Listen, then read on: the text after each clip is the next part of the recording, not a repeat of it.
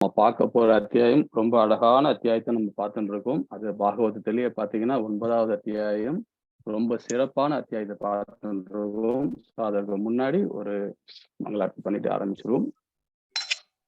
ஓம் நமோ பகவதே வாசுதேவாய. ஓம் நமோ பகவதே வாசுதேவாய.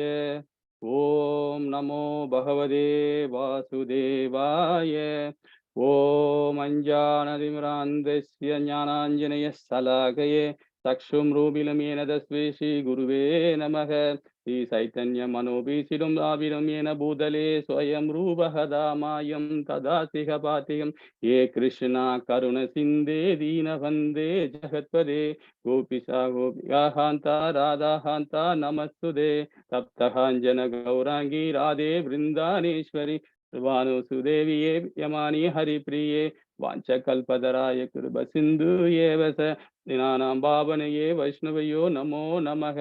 जय श्री कृष्णा चैतन्य प्रभु नित्यानंदा श्री अद्वैत गदाधर श्रीवासादि गौर भक्त वृंद. हरे कृष्णा कृष्ण कृष्णा हरे हरे हरे राम राम राम हरे हरे. हरे कृष्णा कृष्ण कृष्णा हरे हरे हरे राम राम राम हरे हरे. हरे कृष्णा कृष्ण कृष्णा हरे हरे हरे राम राम राम हरे हरे. ஓம் சச்சித். ஹரே கிருஷ்ணா. வந்தவர்கள் எல்லாருக்கும் நமஸ்காரம். நாம இன்னைக்கு பார்க்க போற அத்தியாயம் அழகான அத்தியாயம் 9வது அத்தியாயம். அது இந்த அத்தியாயத்தோட சிறப்பே என்ன, நம்மளுடைய அதாவது பீஷ்மரை பத்தி நாம முழுசா படிக்கிறோம். நாம இப்போ பீஷ்மரை பத்தி போன வாரம் நம்ம ஒரு அளவுக்கு நம்ம படிச்சிருக்கோம். இன்னும் வர வர பகவான் பீஷ்மரை பத்தி அதாவது இவரை பத்தி நாம நிறைய விஷயங்கள் பார்ப்போம். பகவானுடைய லீலையும் இதுல கலந்து வரும். சோ நாம போன வாரம் பார்த்ததுல பாத்தீங்கன்னா இதோட தொடர்ச்சி நம்ம இப்ப பாக்குறோம். இப்ப இந்த அத்தியாயத்துல 7வது ஸ்லோகத்து வரைக்கும் நம்ம முடிச்சிருக்கோம் இல்லைங்களா? ஞாபகம் இருக்குங்களா? ஹரே கிருஷ்ணா. யாராவது ஞாபகம் சொல்ல முடியுமா? 7 9 நம்ம பார்த்தது கடைசியா. ஹரே கிருஷ்ணா. 9 பிரபுஜி. 9ங்களா? ஓகே. ஹரே கிருஷ்ணா. சரிங்க. இப்ப அதுக்கு முன்னாடி நான் உங்களுக்கு சொல்லியிருந்தேன். அதாவது பிரஜாபதிகள்ல மொத்தம் நம்ம 7 பேர் இருக்காங்கன்னு நம்ம சொல்லியிருந்தோம் இல்லைங்களா? லாஸ்ட் டைம் பேசியிருந்தோம். இப்ப யார் எல்லாம் ஒரு ஒரு தேவர்களும் சரி, மகரிஷிகளும் சரி, அதாவது சப்த ரிஷிகளும், அப்புறம் பிரஜாபதிகள், அப்புறம் சனத்குமார், இவங்க எல்லாருமே பீஷ்மரை காண வராங்க. ஏன் வராங்கன்றத நாம முன்னாடியே படிச்சோம் இல்லைங்களா? அதை பத்தி இப்போ அந்த பிரஜாபதியில நம்ம ஒரு ஆளா ஒரு ஸ்டோரியை பத்தி நம்ம சொல்றோம். நம்ம ஏற்கனவே பேசியிருந்தோம். சோ அது முன்னாடி நம்ம ஒரு பிரஜாபதியை பத்தி நம்ம இன்னைக்கு ஒரு ஸ்டோரி, சின்னதா ஒரு ஸ்டோரியை பார்த்துடலாம். ஒரு 2 3 மினிட்ஸ் ஆகும். அதை முடிச்சுட்டு நாம உள்ளார செக்ஷன் உள்ள போலாம். சோ நம்ம இன்னைக்கு பாத்தீங்கன்னா 7 பிரஜாபதிகள் இருக்காங்க இல்லைங்களா? அந்த பிரஜாபதியில ஒரு வாரத்துல நம்ம ஒரு பிரஜாபதி ஸ்டோரி நம்ம போகணும். ஏன் இவங்க எல்லாம் வந்தாங்க, எப்படி வந்தாங்க, ஏன்னா வேதத்துல இங்க சொல்லப்பட்டுள்ளது அப்படின்றது ரொம்ப அழகா நம்ம புரிஞ்சாதான் நமக்கு ரொம்ப நல்லா இருக்கும். ஏன்னா ரிக்கி வேதத்தெல்லாம் மாதாஜிங்கெல்லாம் படிக்க முடியாது. ஏன்னா அது படிச்சா தோஷம் சொல்லுவாங்க. ஆனா ரிக்கி வேதத்தை நம்ம வேதங்கள்ல மேக்சிமம் மாதாஜி படிக்க மாட்டாங்க. சோ இதன் மூலியமா அவங்களுக்கு நம்ம படிக்க போறோம். ஏன்னா இந்த மாதிரி பகவத்கீதை, பாகவதம் மூலமா ரிக்கி வேதத்துல என்னென்ன சொல்லப்பட்டது, அது வேதத்துல என்ன சொல்லப்பட்டது, இந்த வேதங்கள்லாம் யாரு மாதாஜிலாம் நல்லா தெரிஞ்சுப்பாங்க. இதுலும் அவங்களுக்கும் ஒரு நல்ல ஒரு பிடிமானமா இருக்கும்ன்றத நம்ம புரிஞ்சுக்கலாம். சோ இதுல 7 பெரிய மகரிஷிகள்ல பிருகு மகரிஷி பத்தி நம்ம படிப்போம். நம்ம அடுத்த வாரம் வேற ஒரு மகரிஷியை பத்தி நம்ம அது பேசலாம். இப்ப மகரிஷியில சப்தரிஷி இவங்க. அதாவது இவங்க எப்படின்னா பிரஜாபதியில இவங்க முக்கியமான ஒரு பிரஜாபதி பிருகு. இவர் பிருகு பாத்தீங்கன்னா ராமாயணத்துல சாரி மகாபாரதத்துல என்ன சொல்லப்பட்டது பாத்தீங்கன்னா 2 இடத்துல அவர் உயிர் விடுவார். அதாவது மகாபாரதத்துல பாத்தீங்கன்னா 2 இடத்துல அவர் பிறவி எடுக்கிறாரு அப்படின்றத ஒரு உதாரணம் காமிச்சிருக்காங்க. இதுல ஆக்சுவலா இவர் பகவானுடைய அதாவது பிரம்மாவுடைய தோலிலிருந்து பிறந்தவர் தான் பிருகு பிரஜாபதி. சோ அங்க இருந்து உருவானது தான் இவரு. இவர் என்ன பண்றாருன்னா பிரம்மாவுடைய தோல்ல இருந்து வந்ததுனால இவர் ஒரு பெரிய மகரிஷி அப்படின்ற ஒரு பட்டமும் இவருக்கு. பிரம்ம ரிஷின்னு கிடையாது, மகரிஷின்ற பட்டமும் இருக்கு. ஏன்னா பிரம்ம ரிஷி பாத்தீங்கன்னா கோச்சிப்பார், விஸ்வாமித்திரர் கோச்சிப்பார். ஏன்னா அது அந்தரிஷ் மகாராஜிக்கே பிரஜாபதிக்கே 2 பேரும் எப்பவுமே முட்டிக்கிட்டு வரும். நம்ம போன வாரம் பார்த்தோம் இல்லைங்களா? அதனால பிரம்ம மகரிஷின்னு இவர் சொல்லக்கூடாது. ஏன்னா இவர் பாத்தீங்கன்னா சப்த ரிஷியிலும் இவரும் ஒரு ரிஷி அப்படின்னு சொல்ல வருவாங்க. மகாரிஷியிலும் ஒரு ரிஷின்னு சொல்ல வராங்க வேதத்துல. ஆனா இவரு வந்து பாத்தீங்கன்னா, பிரஜாபதி தான் நம்ம முக்கியமா நம்ம எடுத்துக்கணும். இப்ப அவர பத்தி நம்ம பார்ப்போம். சோ இவரு மகாபாரதத்துல வந்து இந்த மாரி 2 இடத்துல அவரு உயிர் விடுறாரு. உயிர் விட்டு 2வது இதுல பிறக்கிறது வருண பகவானுக்கு பிறக்கிறார். வருண பகவானுக்கு பிறந்தனால அவரு வருண புத்திரன் சொல்லுவாங்க. இல்ல வர்ண வி அப்படின்னு சொல்லுவாங்க. இவர் பேர் வந்து பாத்தீங்கன்னா, அந்த மாரி பிருகு வர்ணன் அப்படின்னு சொல்லுவாங்க. வர்ணிவி அப்படின்னு 2 விதமா வந்து ப பிருகு வந்து அழைப்பாங்க. பிருகு வந்து பாத்தீங்கன்னா, ரொம்ப முக்கியமான இடத்துலலாம் மகாவிஷ்ணு பகவானுகிட்டயும் வந்து அவருடைய லீலை இருக்கு. 2வது சிவபெருமான்கிட்டயும் லீலை இருக்கு. பிரம்மா கிட்டயும் லீலை இருக்குது. இவர் லீலை பண்ணியிருக்காரு. அது என்னன்றத பார்ப்போம். இவரு பார்த்தீங்கன்னா, இவரு வந்து ம அதாவது த தக்ஷன் வந்து ஒரு யாகம் பண்றாரு. அந்த யாகம் பண்றது உங்க எல்லாருக்கும் தெரியும் இல்லீங்களா?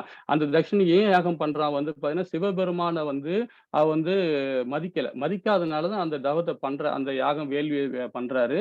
அந்த வேள்விக்கு முக்கியமான காரணம் அது காரணகர்த்தாவும் இவரும் ஒரு ஆள். யாரு? பிருகும் வந்து சப்தரிஷில பிருகும் வந்து ஒரு முக்கியமான இடத்துல இருக்கிறாரு. தர்ஷன் கூட. அப்ப அந்த இடத்துல தாட்சாயணி வந்து அந்த வேள்வியில விழுந்து இறந்துடுறாங்க. உயிர் விட்டுடுறாங்க. அது உயிர் விட்டது பகவானுக்கு சிவபெருமானுக்கு தெரிஞ்ச பிறகு, அவர் என்ன பண்றாரு பார்த்தீங்கன்னா, அந்த இடத்துல வந்து அவருடைய ஒரு பெரிய உத்திர தாண்டவம் ஆடுறாரு. அந்த தாண்டவத்த அவருடைய முடி ஜடையிலிருந்து பிறந்தவர் தான் வந்து பார்த்தீங்கன்னா, அது ஒரு பெரிய பூதங்கள். அது நெறைய பூதங்கள் வருது. அந்த பூதத்துல வந்து தான் நந்தீச்சவரன் அப்படின்னு சொல்லிட்டு ஒரு பூதம். அந்த பூதம் என்ன பண்ணுதுன்னா, இவர வந்து பிருகு ம ப சப்த இது சாரி பிரஜாபதிய வதம் பண்ணிடுது. அந்த வேள்வியில வச்சு வதம் பண்ணி ஏன்னா, அந்த தக்ஷனோட எல்லாரும் அதுல இறந்துடுறாங்க. கம்ப்ளீட்டா எல்லாருமே துவம்சம் பண்ணிடுறாங்க. இந்த பூதகணங்கள் எல்லாமே. அந்த நந்தீஸ்வரன்றவரு அவர் வந்து பிருக வந்து அதுல கொன்னுடுறாரு. இது வந்து மகாபாரதத்துல வந்து சொல்லப்பட்டுள்ளது. இந்த இது வந்து. சோ நாம வந்து அதுக்கப்புறமா அவர் என்ன திருப்பியும் ஒரு அவதாரம் எடுக்கிறார். அதுல வந்து இப்ப நாம மனுக்கள் எத்தன பேர் இருக்காங்கன்னு உங்களுக்கு தெரியுங்கல்ல உங்களுக்கு? 14 மனுக்கள் நம்ம படிச்சிருக்கோம் இல்லீங்களா? அது சுயம்புல இருந்து லாஸ்ட்டா அதாவது சித்திர வைஷ்ணவ வரைக்கும் நம்ம 14 மனுக்கள் இருக்காங்க. இதுல 7வது மனுக்கள் இப்ப நம்ம நடக்கிறது 7வது மனுக்கள்ல நாம இப்ப இருக்கிறோம். இல்லைங்களா? இந்த கலியுகம் வந்து இப்ப இருக்கிறது 7வது மனுக்கள்ல இருக்கோம். அதாவது வயுவஸ்தவ அப்படின்ற மனுக்கள்ல இருக்கும். அந்த மனுக்களுக்கு மகனாக திருப்பும் பிறகு அது அவதாரம் இருக்கிறார். அது பிறக்கப்படுறார். பிறக்கப்பட்ட பிறகு அதை வந்து யார் மூலியமான்னா வர்ணிக்கும் அவரு பிறவி எடுக்கிறார். 2வது அவதாரமா அவர் எடுக்கிறார். சோ அதுல வந்து பாத்தீங்கன்னா, அவருக்கு வர்ணபுத்திரன்னு பேர் இருக்கும். அது வர்ணவி அப்படின்றது பிருகு அப்படின்றத வந்துரும். அதுக்கப்புறம் பாத்தீங்கன்னா, அவருடைய லீலைகள் பாத்தீங்கன்னா, இவர் வந்து பாத்தீங்கன்னா, இவருடைய வம்சங்கள் அதாவது இவருடைய வம்சங்கள் பாத்தீங்களா, பிருகுவோட வம்சம்னு ஒண்ணு வம்சம் இருக்கு. ஏன்னா, எல்லா பிரஜாபதிகளும் 1000 இல்ல 10,000 லட்சக்கணக்குல அவங்க உயிர் வாழிய படைக்கிறவங்க தான் அவங்க பிரஜாபதிகள். இவங்களுடைய இந்த பிரஜாபதி மூலியமா படைக்கிறவங்க வந்து பாத்தீங்கன்னா, அதுல வந்து அதாவது ஏகாதசி உத்தரர்கள் எனப்படும் 14 உத்திரர்கள் இவங்க மூலியமா வந்து அந்த பிறவியில அந்த வம்சத்துல வராங்க. அதுல வந்து பாத்தீங்கன்னா மார்க்கண்டேயர் வராரு, ஜமகந்தினின்னு வராங்க, பரசுராமர் வராரு, மகரிஷியில வந்து சாங்கியா, தேவயானி போன்ற பெண்கள்லாம் வந்து இந்த வம்சத்துல அவருடைய வம்சத்துல வராங்க. பிருகு வம்சத்துல இவங்கெல்லாம் வந்து அவதாரம். ஏன்னா பரசுராமர் அவதாரமே வந்து பாத்தீங்கன்னா, பிருகோட வம்சத்துல தான் அவரும் வராரு. ஏன்னா பகவான் வந்து எல்லாருடைய வம்சத்திலும் எல்லா பிரஜாபதிகளோட வம்சத்திலயும் அவர் அவதாரம் எடுப்பாரு. இந்த அவதாரத்துல வந்து இதுல தேவயானி இவங்க தான் வராங்க. தேவயானி வந்து பாத்தீங்கன்னா, நம்ம முக்கியமானவங்க மகாபாரதத்துல ரொம்ப முக்கியமானவங்க. ஆனா அது மறைக்கப்பட்டுள்ளது. அதையும் நாம வந்து படிப்போம். பிறகு படிப்போம். அது ஏன் படிக்கிறோன்றத. சோ இங்க வந்து பாத்தீங்கன்னா, அது ராமபிரான் இது நம்மளுடைய அதாவது சுக்கிராச்சாரியன் நம்ம தெரியும் இல்லைங்களா? குருவான சுக்கிராச்சாரியார். அவரு அசுர குலத்திலே சுக்கிராச்சாரியர் தான். அவரு தான் வந்து குரு இல்லைங்களா? நம்ம இதுல உள்ளது. சோ அவரும் வந்து இவரோட வம்சத்துல தான் வரார். பிருகு வம்சத்துல தான் அவர் வரார். ஒரு சமயத்துல பாத்தீங்கன்னா, அசுரர்களோட தாயார் இருக்காங்க பாத்தீங்களா? யாரு? திதியோட தாயார் இருக்காங்க பாருங்க. அவங்க வந்து ஏன்னா என்னுடைய புதல்வலியர் எல்லாம் கொன்னுடுறாங்களே, ரொம்ப கஷ்டப்படுறாங்களேன்னு சொல்லிட்டு அவங்க என்ன பண்றாங்க, திதி என்ன பண்றாங்க, அதாவது பிருகோட மனைவிகிட்ட போய் முறையிடுறாங்க. இத முறையிட்டு இந்த மாரி என்னுடைய பசங்கள எல்லாம் கொன்னுறாரு மகாவிஷ்ணு, பகவான் கொன்னுறாரு. இதுக்கு ஏதாவது வழி பண்ணக்கூடாதா? அப்படின்னு சொல்லிட்டு இவரு என்ன பண்றாரு, அந்த அம்மாகிட்ட போய் கேட்கிறாரு. அப்புறம் சுக்கிராச்சாரிய மனைவி வந்து பாத்தீங்கன்னா, பிலுமான்ட்டு சுக்கிராச்சாரியோட மனைவி. அவங்க என்ன பண்றாங்கன்னா, சரி இந்த மாரி நடக்குதா? சரி ஓகே. நாம போய் தவம் பண்ணலாம்ன்னு சொல்லிட்டு காட்டுல போய் ரொம்ப கடுமையா தவம் பண்றாங்க. தவம் பண்ண பிறகு அதை வந்து என்ன பண்றாங்க, இந்திரன் எல்லா தேவர்கள்லாம் ஓடி போய் அவர்கிட்ட போய் யாரு விஷ்ணு பகவான் கிட்ட போய் முறையிடுறாங்க. முறையிட்ட பிறகு அவர் என்ன பண்றாரு, விஷ்ணு பகவான் வந்து சக்கராயத்தலை மூலியமா அந்த அம்மா தலைய அறுத்துடுறாரு. யாரு புலமா தலைய அறுத்துடுறாரு. இத வந்து இத பார்த்துட்டோன்னு பிருகு வந்து சினமடைகிறார். மகாவிஷ்ணுவே இப்படி பண்ணிட்டீங்களே, இப்படி பண்றீங்களே அப்படின்னு சொல்லிட்டு, மகாவிஷ்ணுவையே பகவானையே வந்து அவர் என்ன பண்றாரு, சபிச்சுறார். என்ன சபிச்சுறாருன்னா, எப்படி வந்து நீ ஒரு ஒரு ஒரு பெண் குலத்தையே வந்து நீங்க இந்த மாரி கழுத்த அறுக்குறீங்களோ, அதே மாரி நீங்க என்ன பண்ணுவீங்கன்னா, உங்களாலும், உங்கள மனைவியாலும் வந்து பிரிஞ்சு நீங்க வந்து கொஞ்ச நாள் வந்து கஷ்டப்படணும். மனித பிறவியா வந்து கஷ்டப்படணும் அப்படின்றது ஒரு சாபம் விட்டுறாரு மகாவிஷ்ணுவே. அப்புறம் பகவான் அவர் என்ன அதுதான் ராம அவதாரம் வந்து வந்து இவரால தான் வந்து அந்த ராம அவதாரமே அந்த அவதாரம் எடுக்கிறார் பகவான். ஸோ இதுல வந்து மகாவிஷ்ணு என்ன பண்றாரு, அந்த அவதாரத்துல வந்து திரும்ப வந்து அந்த சாப விமோசனம் வருது. அந்த பகவான் ராமரா வராரு. சீதா பிராட்டியா வந்து அவங்க வந்து அந்த அந்த ராமாயணம் அந்த இதுல போயின்னு இருக்கு. ஸோ அப்படி அது மாரி இவருடைய லீலைகள் நெறைய போயின்னு இருக்கும். நெறைய விஷயத்துல ஏன் சிவபெருமானும் இவரும் வந்து பிரம்மா கூட இந்த லீலையில கலந்திருக்காரு இவருடைய லீலையில. எப்படின்னு பார்த்தீங்கன்னா, எல்லாரும் மகரிஷிகள்லாம் வந்து பார்த்தீங்கன்னா, இவருடைய வந்து நர்மதா நதிக்கரையில வந்து பிருகு தீர்த்தம்னு ஒரு தீர்த்தம் இருக்குது. அந்த தீர்த்தம் பார்த்தீங்கன்னா, ரொம்ப பிரசித்தி பெற்றது. ஏன்னா வந்து பிரம்மாவே வந்து அந்த தீர்த்தத்துல வந்து அது நீராடிட்டு போவாங்க. இன்னைக்கும் வந்து அந்த பிரம்ம தீர்த்தத்த நர்மதா தீர்த்தம் நர்மதா நதிக்கரை உரையில இது பிருகு தீர்த்தம்னு ஒண்ணு இருக்கு. அந்த இடத்துல வந்து எல்லாருமே வந்து ஏன் நாம வ கிருஷ்ண பகவானே வந்து அந்த அந்த நதியில வந்து அவர் ஸ்நானம் பண்ணிட்டு போவாங்களாம். ஏன்னா அது பண்ணாங்கன்னா, அது வந்து விமோசனம். ஏன்னா அந்த மாரி வரம் வந்து அவர் வந்து பிருகு பிரஜாபதி வரம் வாங்கியிருக்காரு. அது ஏன் வாங்கியிருக்காருன்றத இப்ப நம்ம பார்ப்போம். இது வந்து பார்த்தீங்கன்னா, இவரு இது இது இந்த எல்லா மகரிஷிகள்லாம் வந்து மகரிஷிகள், சப்தரிஷிகள் எல்லாமே வந்து என்ன பண்றாங்க, ஏன் வந்து நம்ம மகாவிஷ்ணு வந்து அதாவது மும்மூர்த்தியா இல்லையே மகாவிஷ்ணு தான் முக்கியமா நம்ம கொண்டாடுவாங்க.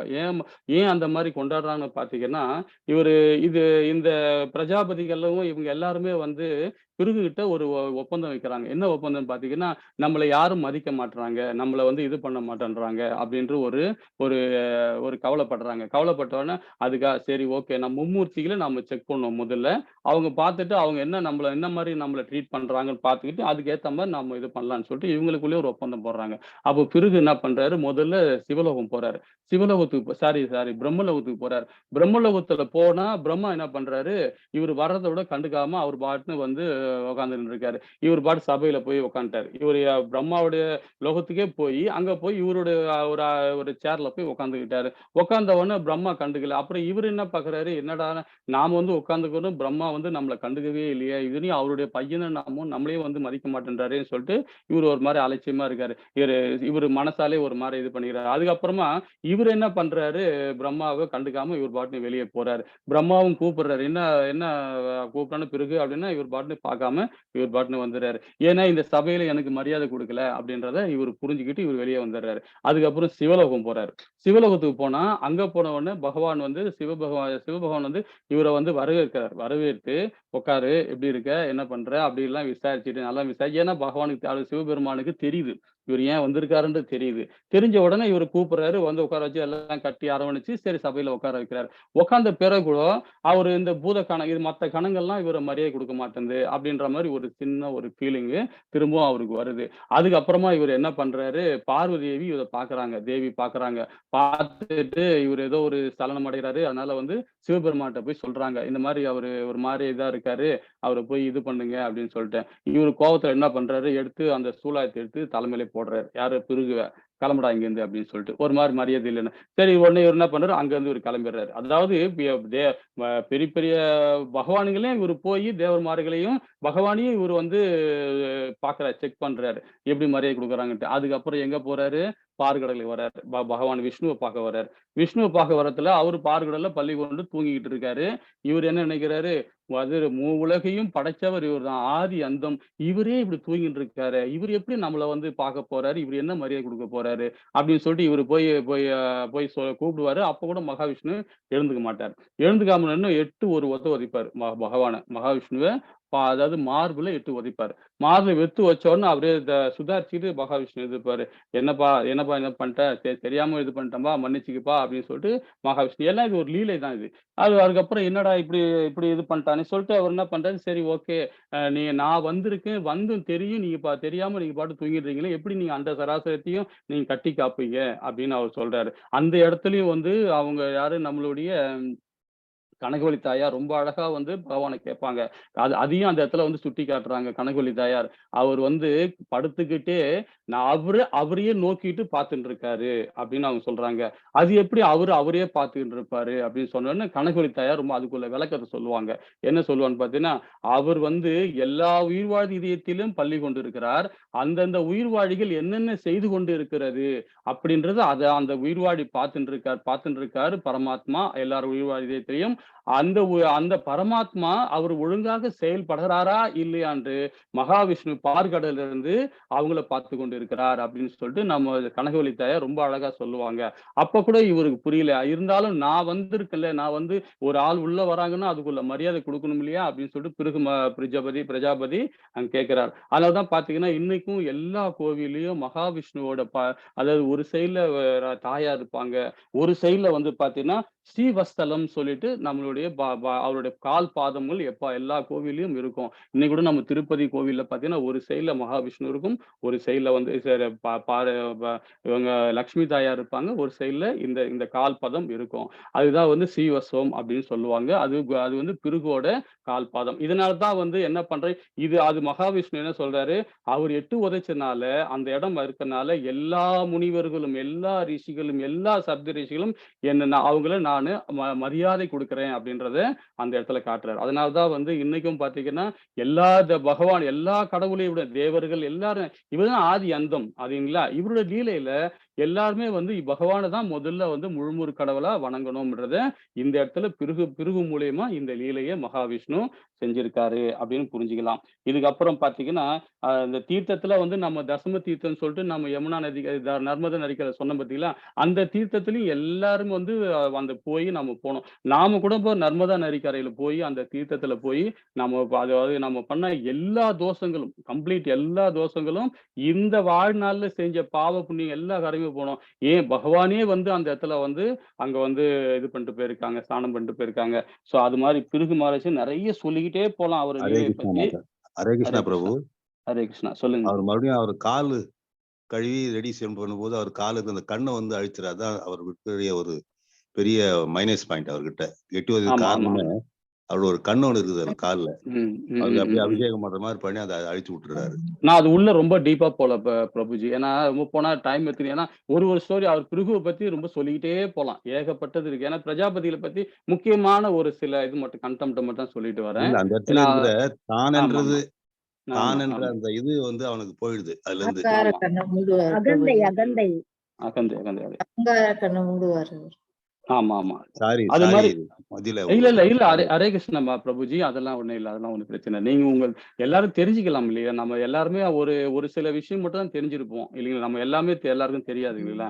அது நான் படிக்கிற அந்த வேத புக்ல ரிக் வேதத்துல இது அழகா சொல்லப்பட்டு நான் ரிக் ஆண்டவனை வேதத்த வச்சு எட்டி தான் உதைக்கிற பார்க்குறேன். அளவுக்கு அவனுக்கு அந்த தானன்றது இருக்குதுன்னா, அதுக்காக தான் அவர் பக்குவமா அவர வந்து அபிஷேகம் பண்ணி அவர் கால்ல ம்ஹ்ஹ்ம். இருக்கிற அந்த இத இல்ல, இல்ல, இல்ல எடுத்துட்டாரு. இல்ல இப்ப அ வ பிரபு அது ஆக்சுவலா வந்து இது பகவானுடைய லீலை இது.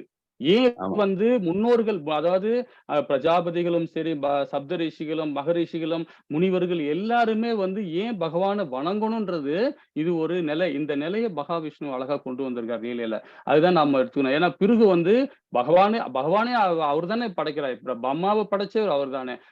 பிரம்மாவ அவருடைய குழந்தை தானே இவரும். யாரு பிருகும் குழந்தை தானே. சோ அது வந்து அவர் லீலையில கொண்டு வரார். அது வந்து நாம் அப்படிதான் எடுத்துக்கணும் நம்ம அத. இதுல யாரு பெரியவங்க, யாரு சின்னவங்க நம்ம அப்படி பண்ண முடியாது. ஏன்னா மகாவிஷ்ணுவே எட்டு உதைக்கிறாரு அப்படின்னு நம்ம நினைக்க கூடாது. இது பகவானோட லீலை தான் இது. ஏன் பகவானே நம்ம வந்து அவருடைய கோபுர கால்ல விழுந்து அபிஷேகம் பண்ணீங்களா? அபிஷேகம் பண்ணி ஆராதனை பண்றாருங்களா? அத நம்ம வந்து அது லீலையா தான் நம்ம எடுத்துக்கலாம். ஹரே கிருஷ்ணா. இத வந்து இது பண்றத அப்படி சொல்ல வேண்டாம். நினைக்க வேண்டாம். அதுக்கப்புறம் பார்த்தீங்கன்னா, சூரிய வம்சத்துல வந்து அரசனாக பிறந்தவர். அதாவது சகாரா மகாராஜான்னு சொல்லிட்டு ஒரு ராஜா இருக்காரு. அவரு ஒரு பெரிய சக்கரவர்த்தி. அதாவது சூரிய வம்சத்துல வரவரு. இது ஒரு சின்ன சின்ன லீலைகள். முக்கியமான பாயிண்ட் வரைக்கும் நான் சொல்லிட்டு வரேன். அந்த இடத்துலயும் பார்த்தீங்கன்னா, ஏன் வந்து பிருகுவ வச்சு ஒரு முக்கியத்துவம் குடுக்குறோம் பார்த்தீங்கன்னா, அவருக்கு வந்து சூரிய வம்சத்திலே வரவரு. அந்த அந்த மகாராஜாவுக்கு வந்து குழந்தைகளே இல்லாம இருந்தாங்க. குழந்தையே இல்லாம இருந்தா ரொம்ப கஷ்டப்பட்டான். அப்புறம் பிருகு தீர்த்தத்துல போய் அங்க குளிச்சுட்டு, அங்க வந்து அதுக்கப்புறமா அவரு வேண்டுன பிறகு அப்புறம் அவரு வரம் குடுக்குறாரு. உனக்கு 1 மனைவி 2 மனைவி இருக்கு அவருக்கு. அந்த ஒரு மனைவிய வந்து 1000 10,000 குழந்தைகள் பிறப்பாங்க. ஒரு மனைவிக்கு வந்து பார்த்தீங்கன்னா, ஒரு குழந்தை மட்டும் பிறக்கும். அந்த ஒரு குழந்தையும் ரொம்ப அதாவது நல்ல அறிவு ஞானமோட அந்த குழந்தை பிறக்கும் அப்படின்ட்டு வரம் கொடுக்குறாரு. அந்த அந்த குழந்தை யாருன்றதை நம்ம பின்னாடி படிப்போம். அது ஏன்னா அது தொடர்ச்சி அது போடுச்சுன்னா அது பாட்டுக்கு போயிட்டே இருக்கும். ஸோ அந்த மாதிரி வந்து நிறைய விஷயங்கள் வந்து அவரை சொல்லிக்கிட்டே போகலாம். அதுக்கப்புறம் வந்து நகுஷ சக்கரவர்த்தின்னு இருக்காரு ஒருத்தர்.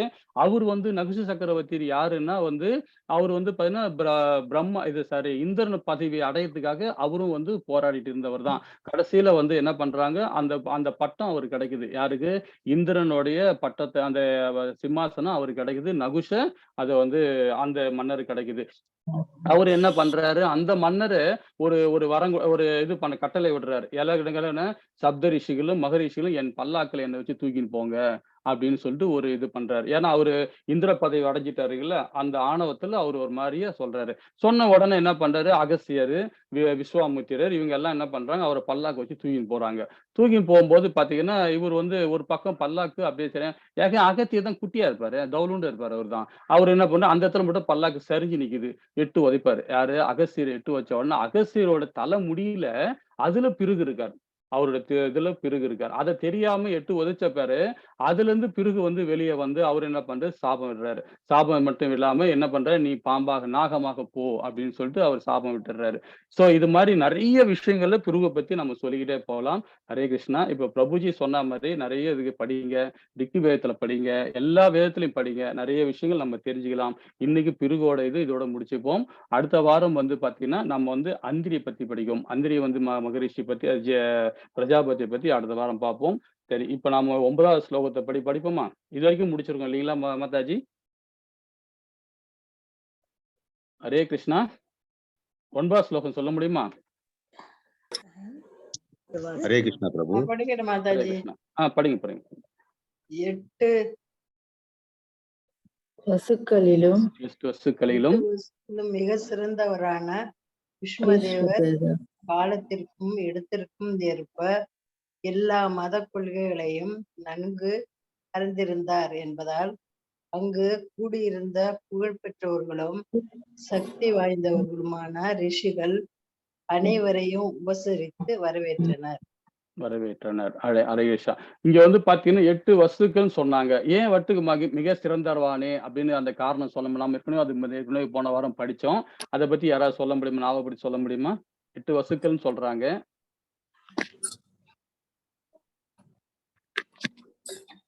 பிரம்ம அதாவது பீஷ்ம தேவர் வந்து அதுக்கு சிறந்தவர். 8வது வஸ்துக்களில் மிக சிறந்தவரான பீஷ்ம தேவர் அப்படின்றாங்க. போன வாரம் நாம அந்த கதையை பத்தி படிச்சோம். சொல்ல முடியுமா? ஹரே கிருஷ்ணா. எல்லாம் மியூட்ல இருக்காங்களா? கிருஷ்ணா 7 வசுக்களையும் வந்து கங்கையில போடுறப்போ இவர் ஒண்ணுமே சொல்லல. 8வதாக போட போறப்பதான் அவர் வந்து தடுத்தாரு பீஷ்மதேவர். பீஷ்மர் இல்ல, அவங்களுடைய தந்தை தான் தடுக்கிறாரு. ஏன்னா போன வாரம் படிச்சது இதுக்குள்ளே மறந்துட்டீங்க. ஆமா பிரபுஜி, 8 குழந்தைகளையும் தூக்கி எல்லாத்தையும் போட போறப்பதான் பிரபுஜி தடுத்துட்டு விட்டுறாரு. அப்படிதான் அவங்க நம்ம யார் தடுத்தா? இங்க வந்து இங்க என்ன சொல்ல வராங்க பாத்தீங்கன்னா 8 வசுக்கள மிக சிறந்தவரான பீஷ்ம தேவர் அப்படின்றாங்க. அப்ப வந்து பாத்தீங்கன்னா முற்பிரியில வந்து அவர் வந்து 8வது வஸ்துகளா வராரு பீஷ்மர். அந்த 8 வசுக்கள்ல 8வது வராரு. ஏன்னா வந்து அந்த சாப விமோசனம் அடைகிறாங்க. அது வந்து மூல காரணமே யாருன்னா நம்மளுடைய அது கங்காதேவி. கங்கா மகாதேவி என்ன பண்றாங்க, அந்த 8 வசுக்களையும் அவங்க வந்து பெத்தெடுக்கிறாங்க. யாரு? சாந்தனு மகாராஜா மூலியமா. அந்த 8 வசுக்களையும் 7 வசுக்களையும் அவங்க கொன்னுடுறாங்க. கொன்ன பிறகு கொன்னுல நீர்ல விட்டுறாங்க. அந்த 8வது இதுதான் வந்து இவர் வந்து பீஷ்மரா வர்றாரு. அது பீஷ்மரா எப்படி வர்றாருன்னா அவர் வந்து அவருடைய மனைவி இருக்காங்க 8 வசுக்களையும் அவங்க மன்னிச்சிடுறாங்க. அந்த முனிவர் வந்து மன்னிச்சு விட்டுறாரு. 8வது வசுக்களை மட்டும் மன்னிக்க மாட்டேன்றாரு. ஏன்னா வந்து பாத்தீங்கன்னா அந்த கங்கா வந்து அந்த அந்த குழந்தைய பெற்று எடுத்தாலும் ஆனா வந்து அவன் வந்து மானிடரா பிறந்து ஒரு நல்ல ஒரு சிறந்தரா வரணும்ன்றது ஒரு சாபம் அது. ஆனா அதுல வந்து அது வந்து ஒரு அதாவது அந்த வரத்துக்கு அந்த சாபத்துக்கு ஏதோ விமோசனம் வேணுமேன்றதான் கேட்டனால அந்த விமோசனம் கொடுக்குறாங்க அவருக்கு. அந்த 8வது வசுக்களே வந்து அவனுடைய 8வது வசுக்களோட மனைவி வந்து சித்திரன் அவங்க வந்து சொன்னதுனாலதான் வந்து காமதேனு தூக்கின்னு மேல போனாங்க இல்லைங்களா? அதனாலதான் வந்து அந்த 8வது வசுக்கள்ல அவர் சித்திரவாதம் பண்ணணும் அப்படின்றதுக்காக தான் வந்து அதை விட்டுடுறாங்க. அதுக்கு வந்து இப்ப அந்த வசுக்கள் தான் வந்து என்ன வர்றாரு, கங்கா தேவிக்கு மகனாக பிறக்கிறார். அவர் தான் வந்து பீஷ்மர். அதுதான் இங்க சொல்ல வர்றது. 8 வசுக்களும் மிக சிறந்தவரான பீஷ்ம தேவர் காலத்திற்கும் இடத்திற்கும் ஏற்ப எல்லா மத கொள்கையிலும் நன்கு அறிந்தவர் என்பதால் அங்கு கூடி இருந்த புகழ் பெற்றவர்களும் சக்தி வாய்ந்தவர்களும் ரிஷிகளும் அனைவரும் உபரிசித்து வரவேற்றனர் அப்படின்றதுல சொல்றாங்க. ஏன்னா 8 வசுக்கள்னா சாதாரணம் கிடையாது. வசுக்கள்னா யாருன்றது உங்களுக்கு தெரியும் இல்லைங்களா? தேவர்களே முக்கியமான இடத்துல உள்ளவங்க அவங்க வந்து அதுலயே மிக சிறந்தவர் தான் இவரு. அதனால வந்து எல்லா சப்த ரிஷிகளும் மக ரிஷிகளும் எல்லா ரிஷிகளும் வந்து இங்க வராங்க. இத வந்து இவருடைய அந்த அதாவது வில்லு படுக்கையில படுத்துட்டு இருக்காரு இல்லையா, வில்லு அம்புல மேல படுத்துட்டு இருக்காரு இல்லையா, அந்த இடத்துக்கு எல்லாம் வர்றாங்க, வந்து வரவேற்கிறாங்க அப்படின்றது இந்த ஸ்லோகம் மூலியமா புரிஞ்சுக்கலாம். 10வது ஸ்லோகம் மாதாஜி. பகவான் ஸ்ரீ கிருஷ்ணர் எல்லோருடைய இதயத்திலும் இருக்கிறார் என்ற போதிலும் அவரது அந்தரங்க சக்தியினால் அவருடைய தெய்வீக உருவத்தை அவர் தோற்றுவிக்கிறார். இதே பகவான் பீஷ்ம தேவரின் முன் அமர்ந்திருந்தார்.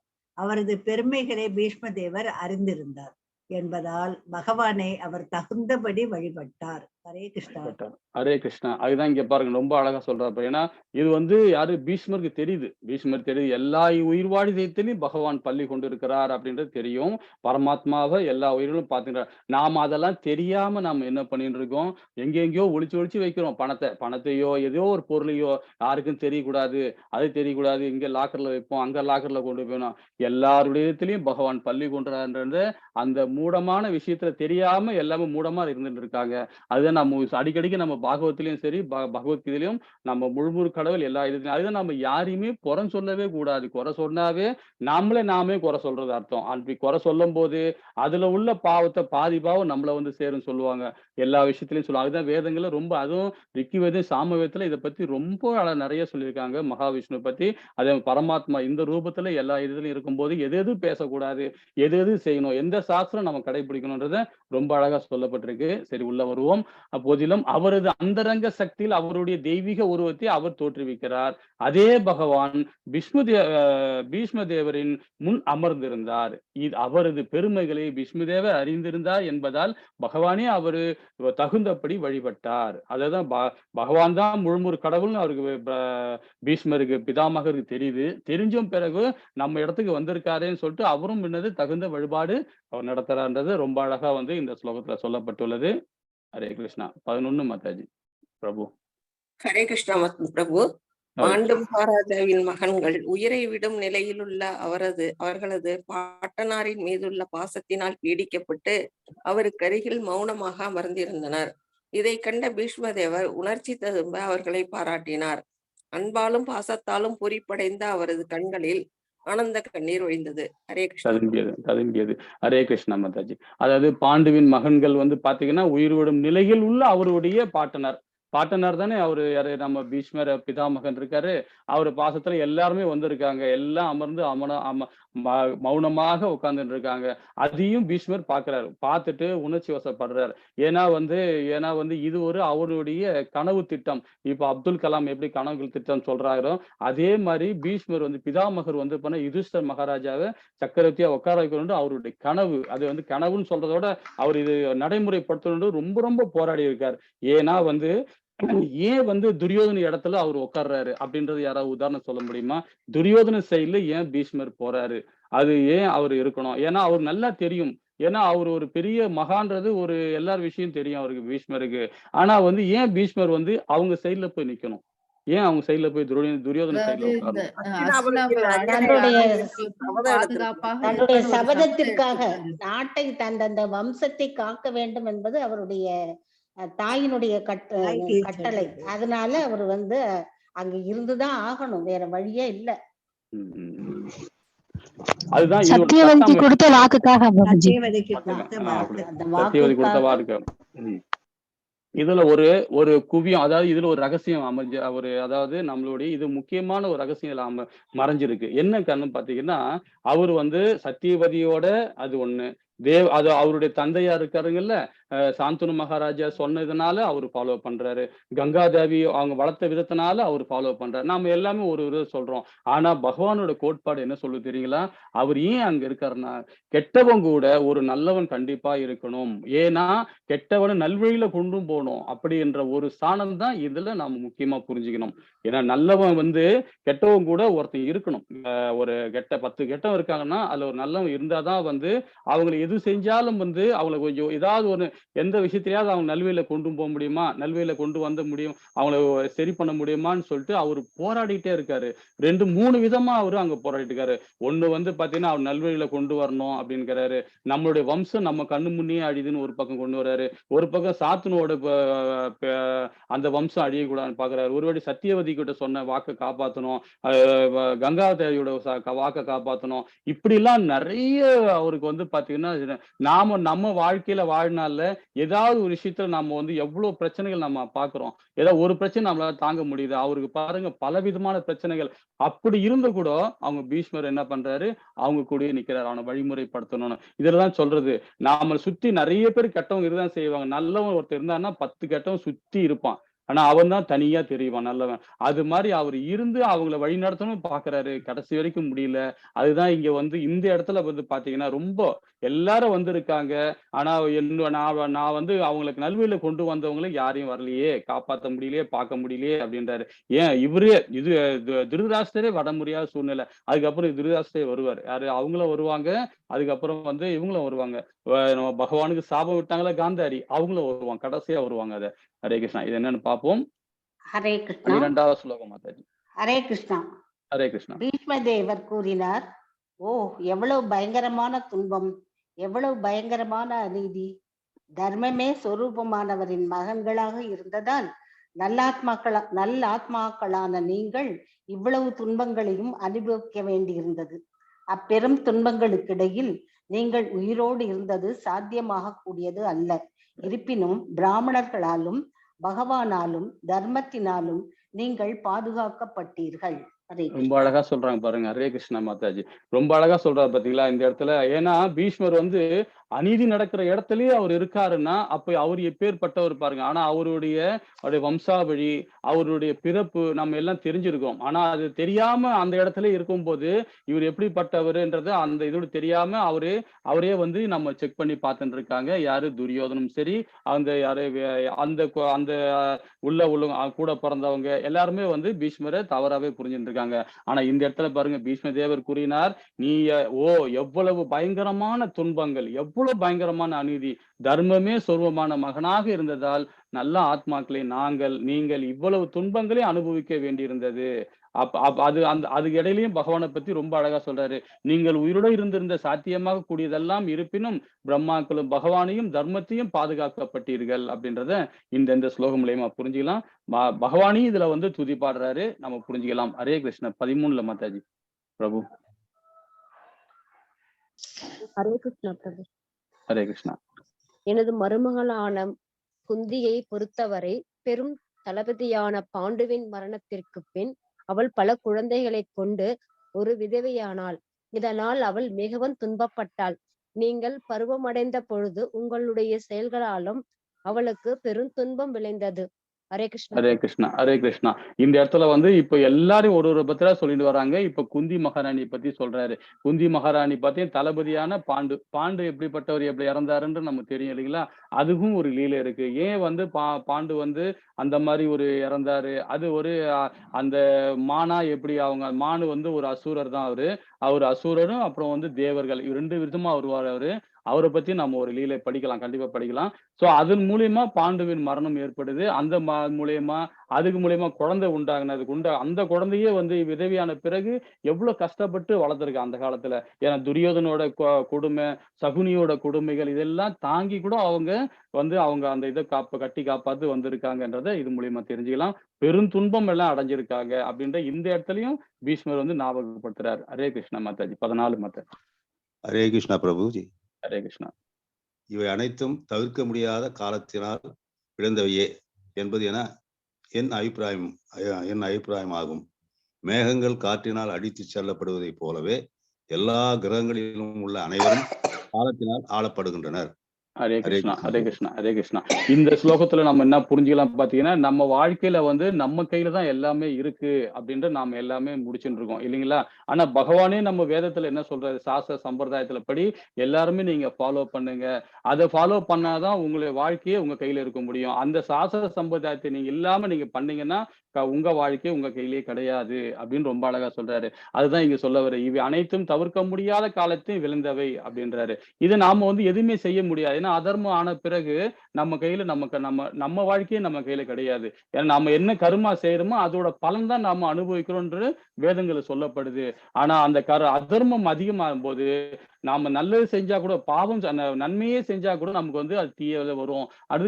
அது மாதிரி கொண்டு வர்றதுதான் அது காலத்தின் கொடுமை அப்படின்னு சொல்லலாம். அதுதான் இங்க சொல்ற, இவை அனைத்தையுமே தவிர்க்க முடியாத காலத்தினால் விளைவிந்தவை என்பதை என் அபிப்பிராயம். மேகங்கள் காட்டினால் அடித்து செல்லப்படுவதை போல எல்லா கிரகங்களும் உள்ள அனைவருமே காலத்தின் ஆளப்படுகின்றனர். இது எல்லாருக்குமே, பகவானுக்கே அந்த அந்த ஒரு காலம், அதுக்கும் ஒரு நிலை இருக்கு அழகா. அந்த காலத்தின் ஏன் அந்த மாதிரி அவர் கொடுமை. இப்போ பாத்தீங்களா, பிருகு பிரஜாபதி வந்து ராமபிரானோட அவதாரம் எடுக்கிறதுக்கே அவர் தான் முன்னோடியா இருக்காரு. அவரால் சாபத்தினால்தான் இன்னைக்கு ராமபிரானே அவதாரம் எடுத்தாருன்னு சொல்லிட்டு நாம படிச்சோம். சோ அது மாதிரி எல்லாருடைய லீலையும் அந்தந்த காலத்துக்கு ஏத்த மாதிரி நம்ம அந்த காலகட்டத்துக்கு தகுந்த மாதிரி நம்முடைய வாழ்க்கை இருக்குன்றதை நம்ம புரிஞ்சுக்கலாம். இது வந்து எல்லாருக்குமே உள்ளதான் புரிஞ்சுப்போம். 15வது ஸ்லோகம்.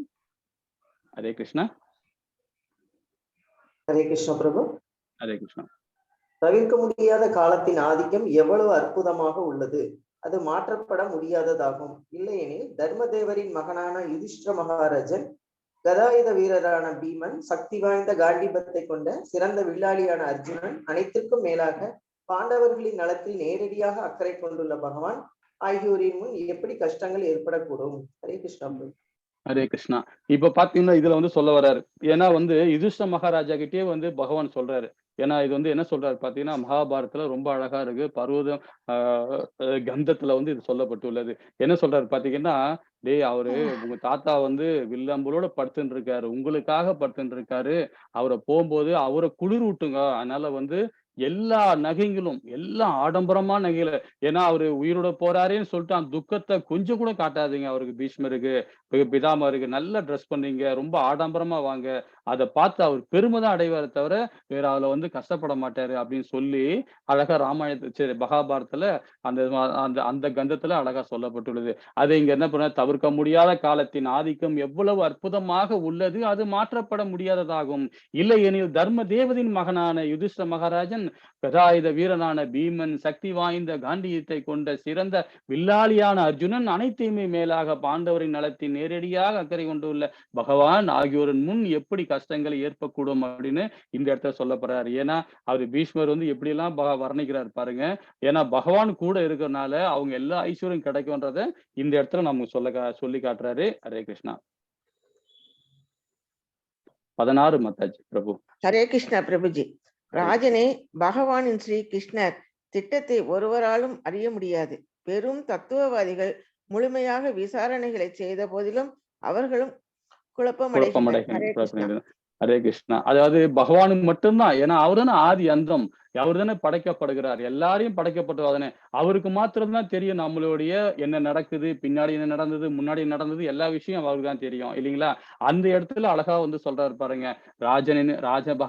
பகவானின் திட்டத்தை ஒருவராலும் அறிய முடியாது. பெரும் தத்துவவாதிகள் முழுமையான விசாரணை செய்த போதிலும் அவரால் குழப்பம் அடைகின்றனர். ஏன்னா அவருடைய லீலையும் விபூதியும் வைபவத்தையும் கேட்கறதுக்கே ஒரு யுகமே வேணும்னு சொல்லுவாங்க. யாரு? பகவானுடைய எல்லா விதமான விபூதியும் அவருடைய வைபவங்களை கேட்கறதுக்கு அந்த அளவுக்கு இருக்கும் அவருடைய இது. அது வந்து எவ்வளவு பெரிய அறிஞரா இருந்தாலும் சரி, எவ்வளவு பெரிய மேதையா இருந்தாலும் சரி, அவருடைய லீலையை கேட்டு அது வந்து புரியறதுக்கே ரொம்ப கடினமா இருக்கும். நாமெல்லாம் எம்மார்த்தம் பாருங்க, இந்த இடத்துல எல்லாமே குழப்பம் அடைகிறாங்க அப்படின்றத இங்க வந்து அழகா சொல்லப்படுது இந்த ஸ்லோகம் மூலியமா. ஹரே கிருஷ்ணா. 17வது ஸ்லோகம் மாதாஜி. ஹரே கிருஷ்ணா. ஹரே கிருஷ்ணா.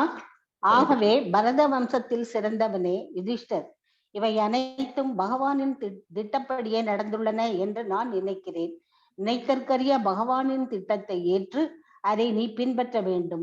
அரசே, இப்பொழுது நிர்வாக தலைவனாக தேர்ந்தெடுக்கப்பட்டுள்ள நீ அனாதையாக கைவிடப்பட்ட பிரஜைகளை கவனித்துக் கொள்ள வேண்டும். ஹரே கிருஷ்ணா. இந்த யாராவது இந்த மாதிரி நம்ம உடம்பு சரியில்லாம பெட்ல படுத்திருக்கும் போதே நம்ம மூச்சு விடுறதுக்கும் கை கால் தூக்கத்துக்கும் கால் ரொம்ப கஷ்டப்பட்டு இருப்போம். ஹரிநாமம் சொல்றதுக்கே நம்ம கஷ்டப்பட்டு இருப்போம் இல்லைங்களா? அந்த இதுல வந்து ஆனா பீஷ்மர் பாருங்க, பிதாமகர் பாருங்க, அந்த வில்லம்புல படுத்தது கூட அவர்களுக்கு யுதிஷ்டருக்கு நமக்கு வந்து அவர் கொடுக்க வேண்டிய அந்த இடத்த கொடுக்குறாரு பாருங்க. ஆகவே பரத வம்சத்தின் சிறந்தவனே, இவ அனைத்துமே பகவானின் திட்டப்படி நடந்து உள்ளன அப்படின்றாரு. அதுதான் ஒரு பிதாமகருக்கு உள்ள சிறப்பு அம்சமே அதுதான். மூத்தவர்களுடைய வழிபாடே அப்படிதான். நாம கூட என்ன பண்ணோம், நம்முடைய பிள்ளைகளும் சரி, பேர பிள்ளைகளும் சரி, எப்படி வழி நடத்தணும், இந்த மாதிரி தான் வழி நடத்தணும். இந்த மாதிரி நம்ம மக்களை வந்து இந்த மாதிரி படிங்க, இந்த அளவுக்கு பகவானை பக்தி செய்யுங்க, இந்த அனநிய பக்தியில பகவானை பக்தி செய்யுங்க. நம்மளால முடிஞ்ச வரைக்கும் நம்ம பிள்ளைகள், அதுவே வந்து பாத்தீங்கன்னா நம்ம பிள்ளைகளுக்கும் அதை திணிக்கவும் கூடாதுன்றார் பகவான். அதுவும் வேதத்துல சொல்றாரு. அதை திணிச்சிங்கன்னா, நான் இப்படி இன்ஜினியர் ஆயிட்டேன், நான் வக்கீலா இருக்கேன், நான் டாக்டரா இருக்கேன், என் பிள்ளை இதை மாதிரி படிக்கணும் அப்படின்னு நாம நினைச்சு அவங்களை திணிச்சோன்னா அதுவும் அபராதத்துக்குள்ளது பகவான் சொல்றாரு. ஏன்னா அதுவும் ஒரு தனிப்பட்ட ஆத்மா, அவருடைய இதயத்திலேயும் பரமாத்மா குடிகொண்டு இருக்கிறார். ஏன்னா அவங்களுடைய அது தனிப்பட்ட வாழ்க்கை, அது தனிப்பட்ட. ஆனாலும் தன்னுடைய பிள்ளைகள் தன் காலில் நிக்கிற வரைக்கும் நாம கொடுத்து அதை நம்ம சப்போர்ட் பண்ணுமே தவிர, அது நின்று அது யோசனை பண்ணி ஆரம்பிக்கும் போது அதுல இருந்து நம்ம விலகி இருக்கணும். நம்ம பாசத்தை ரொம்ப கொட்டினோம்னா அதுவே அபராதம்ன்றார் பகவான். அது நாம சொல்ல, அது சட்டத்துல வேதத்துல சொல்லப்பட்டுள்ளது. அது மாதிரி இங்க சொல்ல வர்றாரு பாருங்க. அது இந்த இடத்துல வந்து இதை சொல்றது கூட எனக்கு வந்து தகுதி இல்லையான்னு கூட யுதிஷ்டர் வந்து இதாரு பீஷ்மர் வந்து யோசனை பண்றாரு. என்ன சொல்றாரு பாருங்க. அதாவது இவ அனைத்துமே பகவானின் திட்டப்படி நடந்துள்ளன என்று நான் நினைக்கிறேன்றாரு. அப்ப அவர் என்ன நினைக்கிறாரு, பகவானுடைய லீலை தான் எல்லாமே அப்படின்றாரு. ஏன்னா இங்க திணிக்கல, இந்த மாதிரி திணிக்காம அப்படியே ஒரு மேலோட்டமா சொல்லிட்டு போறாரு பாருங்க. நினைக்கிறேன் பகவானின் திட்டத்தை ஏற்று அதை நீ பின்பற்ற வேண்டும். அரசே, இப்பொழுது நிர்வாக தலைவனாக தேர்ந்தெடுத்துள்ள நீ அனாதனையாக கைவிடப்பட்ட பிரஜைகளை கவனித்துக் கொள்ள வேண்டும்ன்றாரு. ஏன்னா பாத்தீங்கன்னா இது வந்து அவருடைய வாழ்வுல வந்து அவரு என்னது, இந்த அஸ்தனாபுரத்தை யுதிஷ்டர மகாராஜா தான் நல்லா கட்டி காத்து கொண்டும் போகணுன்றது அவர் பிதாமகரோட கொள்கையா இருந்தது. அவர் எவ்வளவு விஷயங்களை அதை கண்ட்ரோல் பண்ணிக்கிட்டாரு. அதை கூட அவர் திணிக்காம பகவான் மேல சொல்றாரு பாருங்க. எவ்வளவு அழகா சொல்றாரு பாருங்க பகவான் மேல. இது பகவானின் திட்டப்படி நடந்துள்ளன அப்படின்றாரு. அப்ப எந்த அளவுக்கு உணர்ந்திருக்காரு பாருங்கம்மா. அப்ப நாம என்ன பண்ணணும், எல்லா விஷயத்தையுமே பகவானுக்கு நாம எந்த ஒரு செயல் எடுத்தாலும் சரி, சொம்பு எடுத்து இங்க வச்சாலும் சரி, இதை தூக்கி அங்க வச்சாலும் சரி, கிருஷ்ணா இந்தாப்படி கிருஷ்ணா அப்படின்னு சொல்லிட்டு எடுத்து வைக்கணும். அதுதான் நம்மளுடைய நம்ம திருவாயால நம்ம சொல்றது பகவானோட ஹரிநாமமா தான் இருக்கணுமே தவிர வேற எந்த ஒரு நாமத்தையும் நம்ம சொல்லணும் அவசியமே கிடையாது. ஹரி கிருஷ்ணா ஹரே கிருஷ்ணா, கிருஷ்ணா கிருஷ்ணா ஹரி ஹரி, ஹரே ராம ராம ராம ஹரி ஹரி. இதுதான் நம்ம தாரக மந்திரமா இருக்கணும். ஹரே கிருஷ்ணா. இந்த ஸ்ரீ கிருஷ்ணர் கற்பனைக்கு எட்டாத மூல முழுமுதற் கடவுளை தவிர வேறொருவரும் இல்லை. அவர் பரம அனுபவிப்பாளரான முதல் நாராயணர் ஆவார். ஆனால் அவர் விஷ்ணு மகாராஜனின் வம்சத்தில் நம்மில் ஒருவரைப் போலவே நடமாடிக்கொண்டு இருக்கிறார். மேலும் அவரது சுய சக்தியினால் நம்மை அவர் தடுமாற செய்து கொண்டும் இருக்கிறார். ஹரே கிருஷ்ணா ஹரே கிருஷ்ணா. இந்த இடத்துல இந்த ஸ்லோகத்துல வழியா பாருங்க பகவானை பத்தி எப்படி எல்லாம் வர்ணிக்கிறாரு பாருங்க. யாரு பீஷ்மர் எந்த மாதிரியான யாரு அந்த எந்தத்துல ஞாபகப்படுத்தி எப்படி எல்லாம் சொல்லணும்ன்றத ரொம்ப அழகா சொல்லப்படுறாரு. இந்த லீலையை கேட்கறதுக்கு ரொம்ப இனிமையா இருக்கு பாருங்க. இந்த ஸ்ரீகிருஷ்ணர் கற்பனைக்கு மெட்டாத மூல முழுமுறு கடவுளை தவிர வேறு யாருமே இல்லை. அவர் பரம அனுபவிப்பாளர், முதல் நாராயணன் ஆவார். ஆனால் அவர் விஷ்ணுவின் அதாவது மகாராஜனின் வம்சத்தில் வம்மில் ஒருவரை போல நடமாடி கொண்டிருக்கிறார். மேலும் அவரது சுய சக்தியிலா நம்மை அவர் தடுமாற செய்து கொண்டும் இருக்கிறார். ரெண்டு விதமா பகவானை பத்தி சொல்றாரு. இந்த வம்சத்தை காப்பவரும் அவர் தான், ஆதி அந்தம்னு சொல்றாரு. ஆனாலும் நம்மளை தடுமாற செய்யும் இருக்கிறார். தடுமாற்றம் ஏன் வருது? அதர்மம் தலை தூக்கினால்தான் கண்டிப்பா நாம அதே பகவானோட உணர்வுல நாம இருந்தோம்னா, ஆத்ம ரூபத்துல பகவான சச்சித்தானந்த ரூபத்துல நம்ம பகவானை நாம ஆராதனை பண்ணும் போது கண்டிப்பா நாம அது தடுமாற்றம் வராது அப்படின்னு நம்ம புரிஞ்சுக்கலாம். ஏன்னா இதே வந்து மனதாலேயோ இல்ல நம்ம செயலாலேயோ, இந்த உடலை வச்சு மனதாலேயோ செயலாலேயோ செய்கிற செயல் வந்து அது என்னைக்குமே நிரந்தரம் கிடையாது. நாம ஆத்ம ரூபத்துல பகவானுக்கு நம்ம பக்தி பண்றோம் பாத்தீங்களா, ஆத்மாவோட இயல்பே அதுதான். ஆன்மீகம் தான் பகவான். ஆத்மாவோட இந்த உடல் சரீரம் வந்து பாத்தீங்கன்னா அழியக்கூடியது இல்லைங்களா, சூதர உடல். இதுல விட செயல் என்ன ஆகும், இதை வச்சு நம்ம ஒரு கருவியா தான் பகவானுக்கு பக்தியை செய்ய முடியுமே தவிர இது நான் என்ற அகந்தியோட நம்ம செஞ்சோன்னா அது வந்து கண்டிப்பா வந்து வீழ்ச்சிதான் அடையும். செய்யும். ஆத்ம ரூபத்துல பகவானுக்கு நம்ம பக்தி பண்ணோம். அதுதான் இங்க சொல்றாரு. என்ன சொல்றாரு? சுயசக்தியினால் நாம் அவரை தடுமாற செய்து கொண்டிருக்கிறோம் அப்படின்றாரு. அப்ப நம்மளுடைய செயல் எப்படி இருக்கணும்? எண்ணமும் செயலும் ஒரே நிலையில் இருந்து ஆத்ம ரூபத்துல பகவானுக்கு நாம விக்கிரக வழிபாடு நம்ம செய்யணும்ன்றத இது மூலியமா நம்ம புரிஞ்சுக்கலாம். ஹரே கிருஷ்ணா. 19 மாதாஜி. ஹரே கிருஷ்ண பிரபு. ஹரே கிருஷ்ணா. ராஜனே, சிவபெருமான், தேவரிஷியான நாரதர் மற்றும் பகவானின் அவதாரமான கபிலர் ஆகியோர் பகவானுடன் கொண்ட நேரடியான தொடர்பின் வாயிலாக மிகவும் ரகசியமான அவரது பெருமைகளை பற்றி நன்கு அறிந்துள்ளனர். இப்ப இந்த இடத்துல ரொம்ப அழகா சொல்றாரு பாருங்க. ராஜனே, சிவபெருமானே, தேவரிஷியின் நாரதர் மற்றும் பகவானின் அவதாரமான கபிலர். கபிலர் நமக்கு வேற மாதிரி கபிலர்லாம் இருக்காங்க. நம்ம அந்த கபிலரை சொல்ல மாட்டோம். பகவானோட அவதாரத்துல உள்ள கபிலர், தாய்க்கே உபதேசம் சொன்ன கபிலர் இருக்காரு. அவரை பத்தி நம்ம நிறைய படிக்கலாம். அவரை பத்தி நம்ம ஒரு ஸ்டோரி இருக்கு. ஏன் அந்த அவதாரம் எடுத்தாரு, தாயாருக்கு என்ன அவரு நம்ம அவரு போதனை கொடுத்தாரு, அதுவும் ஒரு நல்ல இது. அதெல்லாம் நம்ம படிச்சு தெரிஞ்சுக்கலாம். வர வர அதெல்லாம் படிப்போம். பகவானை கொண்டு நேரடியாக தொடர்பு கொண்ட வாயிலாக மிகவும் ரகசியமான அவர் பெருமைகளை பற்றி நன்கு அறிந்துள்ளார். யாரு இவர்? அழகா இந்த இடத்துல ஒரு ஸ்லோகம் மூலியமா பீஷ்மர் பகவானை வர்ணிச்சுட்டு வராங்க. யார் யார் வராங்க, என்னென்ன செய்யறாங்க, அவங்களுடைய பெருமை எல்லாத்தையும் சொல்லிட்டு வராரு. 20வது ஸ்லோகத்தை என்ன சொல்றாருன்னு பார்ப்போம். ஹரே கிருஷ்ணா மாதாஜி. ஹரே கிருஷ்ணா பிரபு.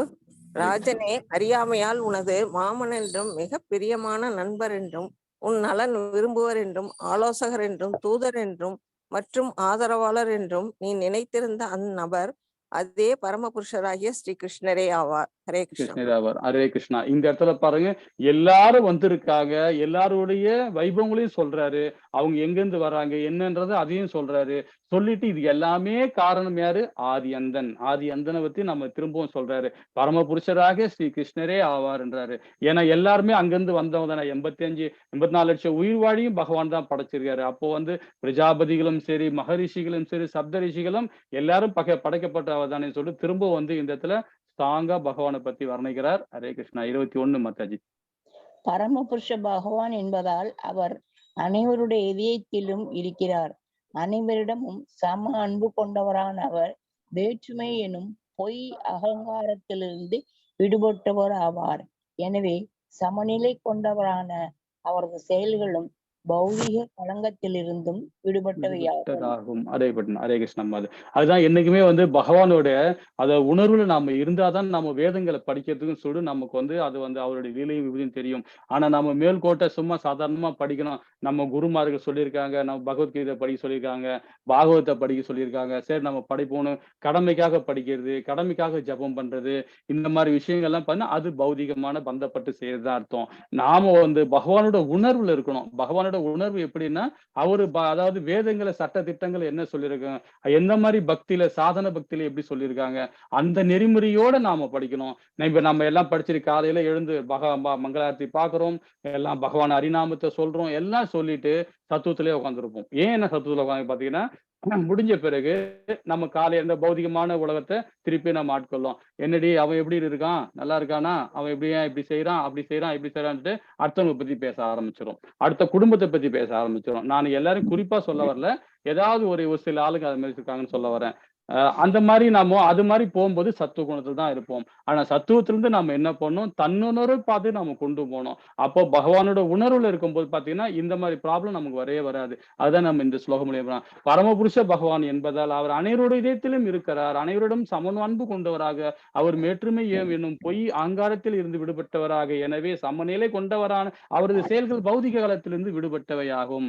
அப்ப நம்மளுடைய செயல் எப்படி இருக்கணும், அதுல இருந்து பந்தப்படாம இருக்கணும். நாம இல்லைன்னா சத்துவ குணத்துல இருந்தோம்னா இதே பிறவிதான் நம்ம அடுத்த பிறவியும் கிடைக்கும். நாம எங்க போவோம், நல்ல புண்ணியான நம்ம காலைல எழுந்து நம்ம சாதன பக்தி எல்லாம் பண்ணிட்டோம், பகவானுக்கு பக்தி எல்லாம் பண்ணிட்டோம், நாம எங்க நம்ம பகவான் வைகுந்தம் போறோம்னு நினைச்சுட்டு இருப்போம். ஆனா நாம சத்துவத்துல தான் இருக்கும். சத்துவத்துல இருந்து என்ன பண்ண போறோம், எங்க போறோம், பிரம்மலோகம் போறோமா, இல்லைன்னா சிவலோகம் போறோமா, இல்லைன்னா நம்ம இந்திரலோகம் போறோமா, ஏதோ ஒரு லோகத்துல போய் அங்க போய் நல்ல ரசத்தை குடிச்சிட்டு நல்ல ஹாப்பியா இருந்துட்டு அதுக்கப்புறம் திருப்பம் எங்க வரும், இதே மிடில் லைன், இதே துக்காலத்துக்கு நம்ம பிறவி எடுப்போம். அப்ப நாம என்ன பண்ணோம், சத்துவத்தோட இருக்காம நம்ம பகவானுடைய இந்த பௌதிக களங்கள் இருந்து நம்ம விடுபட்டு இருக்கணும். அப்படிப்பட்ட பக்தி தான், அந்த பக்தி தான் நமக்கு மேன்மை அடைய முடியும்ன்றத இந்த ஸ்லோகம் மூலியமா அந்த சாராம்சத்தை புரிஞ்சுக்கலாம். ஹரே கிருஷ்ணா. 22 மாதாஜி. ஹரே கிருஷ்ணா.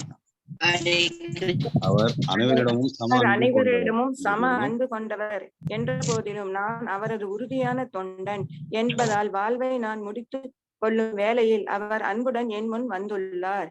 ஹரே கிருஷ்ணா, ஹரே கிருஷ்ணா, ஹரே கிருஷ்ணா. இங்க ரொம்ப அழகா சொல்றாரு பாருங்க. யாருக்கு பேரு?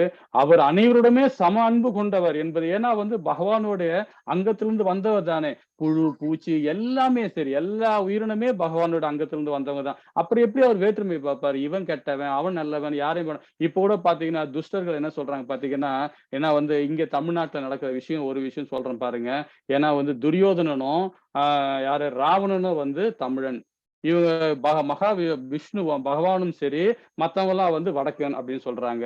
அது அந்த ஞானம் கூட தெரியாம இருக்கு. ஆனா நாமும் வேதங்களை படிச்சிருக்கோம். நாம வந்து எல்லா இதிகாசங்களும் தெரிஞ்சதுனால நம்ம தெரியுது. அந்த ராவணனும் அவன் பகவானுடைய காவலன்னு தெரியல அவனுக்கு, இல்லைங்களா? பகவானுடைய பாதுகாவலன், வைகுந்தத்துக்கு காவலனா இருந்தவன் ஜெயன், அவன் விஜயன். அதை கூட தெரியாம இவங்க இது மூடர்கள் மாதிரி பேசிட்டு இருக்காங்க. ஏன்னா நம்மளுடைய வேதங்கள் அப்படிதான் சொல்லும். ஏன்னா அவங்க வந்து பகவானு கிட்ட எப்படி எல்லாம் அவங்க எதிர்த்து நின்று சண்டை போடுறாங்க, எதிர்த்து ஏன் பேசுறாங்க.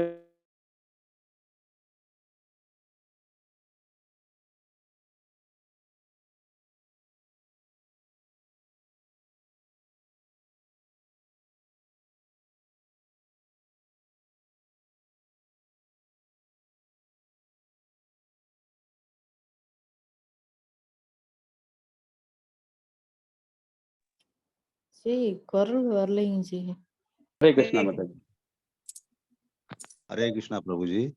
ஹரே அவர் கிருஷ்ணா அனைவரிடமும் சம அன்பு கொண்டவர் என்ற போதிலும் நான் அவரது உறுதியான தொண்டன் என்பதால் வாழ்வை நான் முடித்து கொள்ளும் வேளையில் அவர் அன்புடன் என் முன் வந்துள்ளார். ஹரே கிருஷ்ணா, ஹரே கிருஷ்ணா. அதாவது இப்போ பீஷ்மர் திரும்ப என்ன சொல்றாரு பாருங்க. நான் வாழும் கடைசி காலகட்டத்துல இருக்காரு. இருந்து கூட அவர் என்ன பண்றாரு? பகவானுடைய அன்பு பாருங்க. அது எப்பவும் அந்த இடத்துல பகவானோட துதி பாடுறாரு. துதி பாடுறது எல்லாமே எல்லாரும் வந்திருக்காங்க. இதுக்கு மூல காரணமே யாரு? ஆதி அந்தன் தான். பகவானு தான் அவரு திரும்பவும் இந்த இடத்துல மொழி பெறுகிறார் அப்படின்னு நம்ம உரிமையோட சொல்றாருன்றது புரிஞ்சுக்கலாம். ஹரே கிருஷ்ணா. 23வது ஸ்லோகம் மாதாஜி. ஹரே கிருஷ்ண மாதாஜி. ஹரே கிருஷ்ண ஹரே பிரபுஜி. கிருஷ்ணா, ஹரே கிருஷ்ணா. சொல்லுங்க. பக்தி நிறைந்த கவனத்தினாலும் தியானத்தாலும் மற்றும் புனித நாம ஜபத்தினாலும் பக்தன் மனதில் தோன்றும் பரமபுருஷ பகவான் பக்தன் ஜட உடலை கைவிடும் வேளையில் அவனை கர்ம பந்தத்திலிருந்து விடுவிக்கிறார். ஹரே கிருஷ்ணா. ஹரே கிருஷ்ணா பிரபுஜி. ஹரே கிருஷ்ணா, ஹரே கிருஷ்ணா. அதாவது பக்தி நிறைந்த கவனத்திலிருந்தும், அதாவது தியானத்திலிருந்தும் மற்ற புனித நாமம் ஜபத்திலிருந்தும் பக்தர்களை மனதில் தோன்றும் பரமபுருஷ பகவானை பக்தன் ஜடவுடல் கைவிடும் வேளையில் அவரை கர்ம பந்தத்தில் விடுவிக்கிறார். இது வந்து பாத்தீங்கன்னா நமக்கு சொல்லப்பட்டதுதான். விஷ்ணு அவர் பீஷ்மர் வந்து ரொம்ப அழகா சொல்றார். ஏன்னா நம்மளுடைய நம்ம பகவத்கீதையிலேயே 6வது அத்தியத்துல நம்ம படிச்சிருக்கோம், இல்லைங்களா? நாம என்ன மாதிரி பகவானுக்கு நம்ம பக்தியை கொடுக்குறோமோ அந்த பக்திக்கு ஏத்த மாதிரி சத்துவத்துல இருந்தா நம்ம எங்க போறோம்? சொர்க்கம் போறோம். திருப்பும் இதே துக்காலிக்கு தான் வந்து பிறக்கிறோம். அதே மாதிரி ரசோத்திலையும் தாமஸ்லயும் நம்ம எங்கெங்க போறோம்? தாமஸ்ல இருக்கும் நரகலோகத்துக்கு போறோம். இதுல உள்ள வந்து திருப்பும் இதே வந்து பிறக்கிறான். கலியுகத்திலே வந்து சாரி இதே வந்து இந்த மிடில் லேண்ட்லயே வந்து பிறக்கிறான். யாரும் ரசோத்துல உள்ளவன். ஆனால் அவன் என்ன பண்றான்? அவனுடைய பாவ புண்ணியம் ஏத்த மாதிரி மனித பிறவியோ இல்லைன்னா வந்து மிருகமோ அந்த மாதிரிதான் பிறகு எடுக்கலாம் நம்ம சொல்றோம். அது மாதிரி நாம என்ன மாதிரி நம்ம கர்மா பண்றோமோ அந்த கர்மத்துக்கு ஏத்த மாதிரி நமக்கு பகவான் வந்து கொடுக்குறாங்க. ஆனாலும் பகவானை நம்ம தன்னுணர்வு பாதையில கொண்டு வரும்போது நாம முழுமையா பகவானை அடைய முடியலனா கூட நம்ம என்ன பண்றது? ஒரு நல்ல இடத்துல நம்ம திருப்பியும் அடுத்த ஜென்மத்திலேயாவது நல்ல இடத்துல கொண்டு வந்து அந்த பிறவிலையாவது நம்ம முக்தி கிடைத்து நம்ம பண்றாரு. அப்ப நாம என்ன மாதிரி பக்தி கொண்டு நாம் 70 வயசாச்சு 50 வயசாகி போச்சு இனிமேட்டு பக்தி நம்ம கொண்டு போகணும்னு நினைக்கிறவங்க ஜெயம். ஆனா பக்தியை சின்ன வயசுல இருந்தே கொண்டு வரவங்களுக்கு அதுதான் நம்ம வந்து பகவான் நம்ம ஒரு கடமையும் கொடுத்துருக்காரு, கட்டுப்பாடும் கொடுத்துருக்காரு, இல்லைங்களா? 4 வர்ணங்களையும் படைச்சு 4 வர்ணத்துக்கும் கடமையும் கொடுத்துருக்காரு, கட்டுப்பாடும் கொடுத்துருக்காரு. ஆனா பிராமணுக்கு என்ன கடமை கொடுத்துருக்காரு? கட்டுப்பாடு கொடுத்துருக்காரு. அது யாராவது சொல்ல முடியுமா? ஹரே கிருஷ்ணா. பிராமணனுக்கு, சத்திரனுக்கு, சூத்திரனுக்கு, வைசியருக்கு என்னென்ன கடமை கொடுத்துருக்காங்க? பிராமணர்கள் வேதங்களை ஓதி மக்களுக்கு நீதிகளை அது என்னது? கடமையா கட்டுப்பாடா? தனித்தனியா சொல்லுங்க. அதாவது பிராமணனுக்கு கடமை என்ன கடைபிடிக்கணும். வேதங்களை கற்று மக்களுக்கு பரப்புதல் அவருடைய கடமை. வாழ்வு வாழணும். கட்டுப்பாடு பிரம்மச்சரிய வாழ்க்கை வாழ்றது. பிரம்மச்சரியம், எல்லா அப்புறம் எல்லா இதுலையும் கடைபிடித்து எல்லா கிரகஸ்தன், வர்ணங்களையும் கடைபிடித்து வனஸ்பிரஸ்தன். மக்களுக்கு நீதியை வழங்குதல். ஓகே, ஹரே கிருஷ்ணா. இதுதான் நம்மளுடைய வர்ணங்கள்ல முதல் வர்ணங்களை நாம பிராமணனுக்கு செய்ய வேண்டியது. சத்திரனுக்கு வந்து கட்டுப்பாடு என்ன கொடுத்துருக்காரு, கடமைகள் என்ன கொடுத்துருக்காரு? மக்களை காப்பது, மக்களை காப்பது அது வந்து கடமையா கட்டுப்பாடுங்க. அது விலைக்கு சொல்லுங்க, அப்பதான் தெரியாதவங்களும் புரிய மாட்டாது. அதுதான் கேக்குறேன், விலைக்கு கேக்குறேன். மக்களை காப்பது அவருடைய கடமை. கட்டுப்பாடு வந்து வேற இது, இந்த மற்ற 3 இதுலயும் அவர் வந்து கட்டுப்பாடோட இருக்கணும். 3 கட்டுப்பாடு 3 அதாவது பிரம்மச்சரியம் இல்ல, தப்பு தப்பு. பிரம்மச்சரியம் இல்ல கிரகஸ்தன், வானப்பிரஸ்தம், அடுத்தது சந்நியாசம், 3ஐயும் வந்து கடைக்கணும். அதே மாதிரிதான் வைசியருக்கும் அதே மாதிரிதான் கடமையும் சரி கட்டுப்பாடு. ஆனா கடமை என்ன சொல்லியிருக்காரு, கோமாதாவை அவங்க வந்து பராமரிக்கணும், விவசாயம், அதாவது நம்மளுடைய வாணிபம் பண்ற வேலைதான் அவங்களுக்கு கொடுக்கணும். ஆனாலும் அவங்க எல்லாருக்கும் அதாவது பிராமணனுக்கு கொடுக்க வேண்டிய முறையை செய்யணும், சூத்திரருக்கு என்ன செய்யணும் அதை செய்யணும், சத்திரனுக்கு என்ன செய்யணும் வேலை செய்யணும். மீதி இனத்தவர்களுக்கு தொண்டு வேலை செய்யணும். அது வந்து நான் இப்ப சொல்றது அவங்களுக்கு இந்த இதெல்லாம் கிடையாது. யாருக்கு? சூத்திரர் வந்து நம்ம கடைசியா சொல்ற மாதிரி. இப்ப நான் சொல்றது வைசியர் தான் சொல்லி வரேன். வைசியருக்கு வந்து இந்த கடமைகள் இருக்கு, சூத்திரருக்கு என்னென்ன கடமை கட்டுப்பாடு இருக்கு இப்ப சொல்லுங்க. வந்து எல்லாருக்கும் எல்லாருக்கும் வந்து ஹெல்ப் பண்றதுதான் அவங்களுடைய கடமை. ஆனா வந்து இந்த 4 இதுலயும் அவங்க வந்து கட்டுப்பட மாட்டாங்க. கட்டுப்பாடு கிடையாது. கட்டுப்பாடுங்கிறது உண்டு கட்டுப்பாடு உண்டு.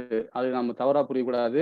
அவருக்கு என்ன கட்டுப்பாடுன்னு பாத்தீங்கன்னா, அவர் வந்து பாத்தீங்கன்னா அவருடைய கடமை வந்து எல்லா இடத்துலயும் வேலை செய்யணும், எல்லா இடத்துலயும் அவரு எல்லா இடத்துலயும் இருக்கணும் தான். கட்டுப்பாடுன்னு என்னன்னு பாத்தீங்கன்னா, அவர் வந்து வெறும் கரகஸ்தனா மட்டும்தான் இருக்கணும். கரகசனா இருந்தா மட்டும். ஏன்னா வந்து பிரம்மச்சாரி விரதம் இருக்க தேவையில்லை, வனவாசம் போக தேவையில்லை, சன்னியாசியும் ஆகணும் அவசியமே இல்லை அவருக்கு. அவரு ஒரு குடும்பத்தை மட்டும்தான் அந்த கட்டுப்பாடு இருக்கு. பிரபுஜி இருப்பாரு. அது வந்து கிரகஸ்தனே அவங்க இருப்பாங்க. ஆமா ஆமா, கிரகஸ்தன் மட்டும்தான் இருப்பாங்க சூத்திரர்கள். வேற எந்த ஒரு கட்டுப்பாடும் அவங்களுக்கு கிடையாது.